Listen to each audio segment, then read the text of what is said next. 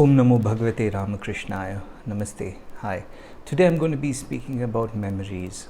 Memories that cause disturbances to us, especially in our attempt to live in the present moment. The various kinds of memories that psychology speaks of are divided into three. One is sensory memory, the second is short-term memory, and the third is long-term memory. Memory basically has to do with experiences and information that we collect in our waking state and our dream state. While predominantly it is in the waking state that we experience things in life and we experience their actions and reactions, it also happens in the dream state where we experience something very deep and profound and it makes an impact in our life, whether it is for the positive or for the negative. So today we are going to be speaking about the various kinds of memories, and we are going to specifically talk about that aspect of memory which does not allow us to move forward, which does not allow us to accomplish things in our life and pull us back, even in terms of the energy that makes us feel very heavy within, holds the heart as if it's crushing it, and that just doesn't allow us to manifest what we are wishing to manifest in spite of the will to manifest being there. So we're going to understand a little bit about those kinds of memories and briefly discuss about how to deal with them. Any other questions that would come up after this, I would be glad to answer in the comment section, or people could message me directly. Now I shall go to the point. Some reactions that we have in our day-to-day life, in our engagement with the day-to-day life, have no particular cause that we are aware of. And to go to the cause of suddenly, if I go through a bad experience of somebody yelling at me or somebody traumatizing me for something that I had not done. Now, I cannot really go into the cause of why the person behaved that way or what is it that I have done for the person to behave that way, because these things are karmic in nature, and because they are karmic in nature, it becomes extremely complex. So we will try to deal with them after they have occurred, and we will try to look more intensely of what can be done in the present state of affairs. Most of us have bad experiences and have difficult circumstances to live in, but one of the most important things that we do need to have if we were to overcome is having the intent, having the will to bring about that change in our environment.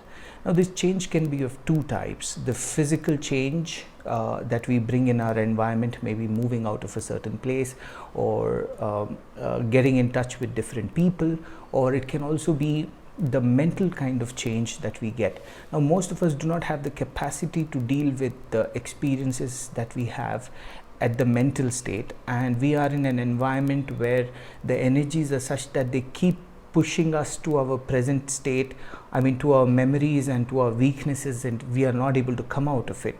At such circumstances, when we cannot deal at the mental level, we will have to bring about a change in the physical level.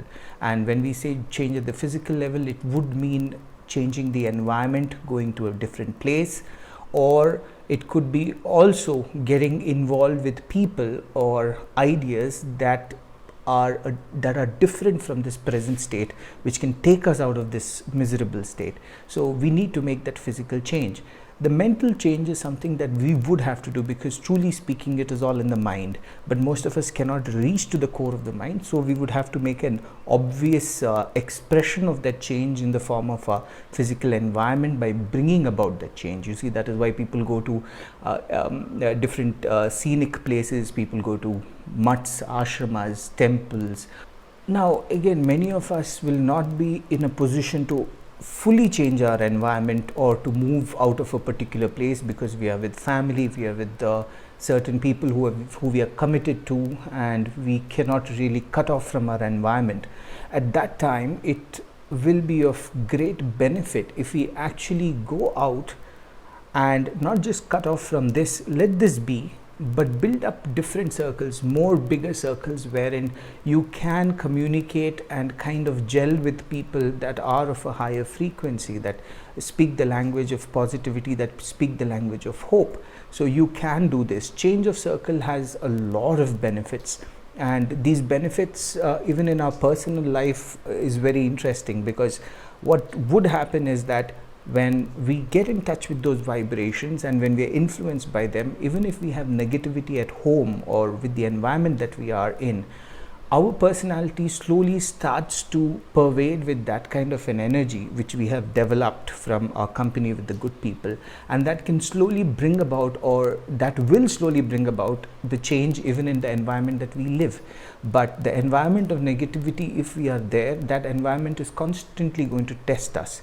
That environment is constantly going to see if we can really withstand it.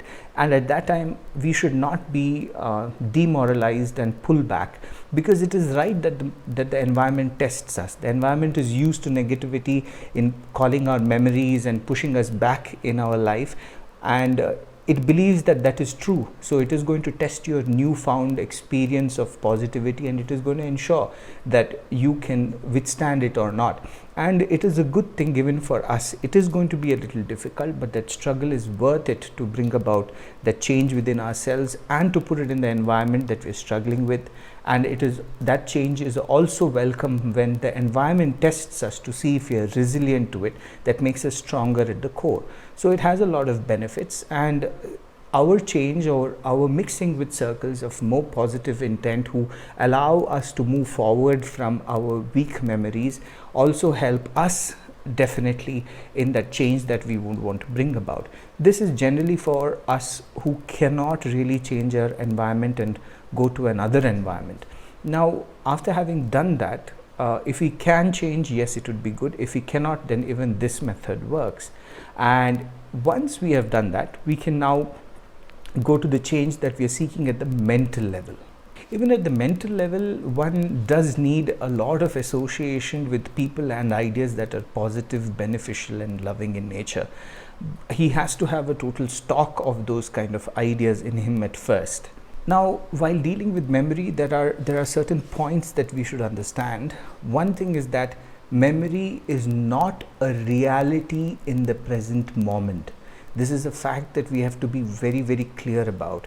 Memory does not influence us in the present moment. The present moment is unique and it is spontaneous, and it has the power to open doors for infinite possibilities of what you want to achieve. The power of memory, or the trick of memory, is that the memory plays in us in such a way that it overlaps our present state of awareness and makes it feel like we are in the past and the past guides us. But if you look at it truly with insight, you will see that there is no bearing of yesterday apart from the personality that I am in. There is no bearing of yesterday's memory to influence me today, in the sense, yes, it has an energy to pull us down, but today as such, the present moment as such, gives us infinite scope to explore the kind of possibilities that are given to us by the present moment and for the future. So the past should not be so dominant that it can actually pull us down. However, memory is a fact of life and it keeps springing up. Let us see how to deal with those memories a little later. But before speaking about that, I would like to stress on certain points. For example, just to stress more on this, suppose we get up every day at the same place. When we get up every day at the same place, if there is boredom that strikes us, but this boredom is not really true. This boredom comes up because of our actions yesterday, and our memory makes us feel that our actions or our experiences that we have yesterday is going to continue to be there today as well, and it is going to influence us. It is going to make us feel like we are only restricted in this much of space, and that's how we begin our day with lack of motivation.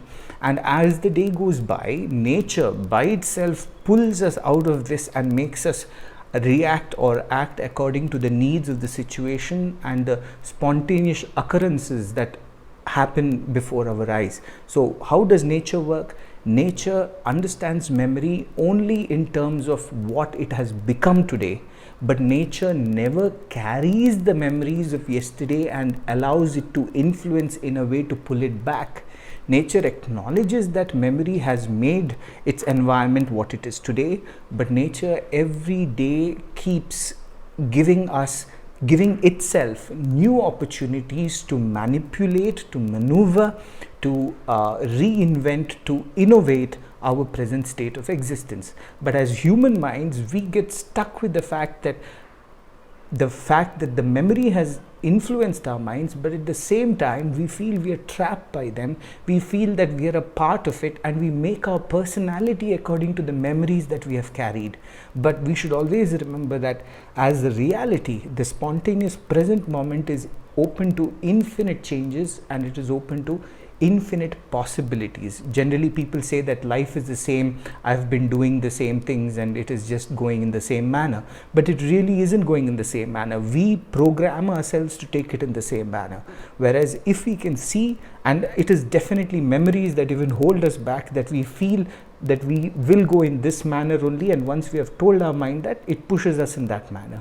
But every moment, even this moment as I speak now, as I'm speaking to you now, I have infinite possibilities of expressing myself to you, and I spontaneously chose a particular way of manifesting it in front of you right now in terms of speaking. I could have written about it, I could have had a podcast about it. I chose this. Now, this doesn't restrict my possibility tomorrow. I can do anything that I want in this present moment. It gives us that freedom. So tomorrow, yesterday if my mind wasn't working and if I was not able to generate ideas, today I need not feel that yesterday I was not able to generate ideas and I'm not able to generate ideas today itself. No. If I believe that today was a fresh day, a fresh start to my actions today, I will see that, and if I am able to hold the memories without influencing me, I will see that I have infinite scope of functioning in front of me. This is an idea that I wanted to draw here. Now let's go directly to the memory and look at the aspects of memory that influences us. Now, like I said, memories are not something that we can just hold back. Like I said, we have to learn to live with them. Memories like breath, memories are like ideas that we have no control over, and they are a part and parcel of our minds. To understand this, let us categorize memories into three. To broadly divide them, we can differentiate memories as good memories, bad memories, and neutral memories. As such, we should gain the power to understand them and analyze them. We should not simply let ourselves be victim of memories. And we should also know this, that memories as such keep springing up even in enlightened being. Why? Because it's a part of nature. Now, as it is a part of nature, do we become victims of it? No. There is a power inside us that can allow us to regulate it and work to our advantage. Let us have a look at it. So to be able to deal with memories, we need to gain these three powers. First is cherish good memories, analyze bad memories, and reject bad memories. Cherish good memories means we should always be in a position to welcome those memories that motivate us, those memories in us that have uplifted us, that have cheered us up, and that has always pushed us to move forward, that has given us hope, that has given us our actions, that has built about a sense of self-confidence in us. We have even done actions that are good in nature. We have even heard or experienced things that are good in nature. We should cherish those things and we should make them a part and parcel of our life. Second, analyze bad memories. In analyzing bad memories, we should first have a good thorough understanding of it, and then after having studied it, we should deeply understand how they create pain in us, and finally we should learn to heal it. This healing can be done by ourselves if we have the power to analyze, or we should take the help of someone with whom we are able to open up and with whom we are able to analyze. Eventually nobody is going to heal it for us. We have to heal it for ourselves. But analysis goes a long way in healing those pains for us, and we should take advantage of the possibility that there could be help even from outside to analyze it.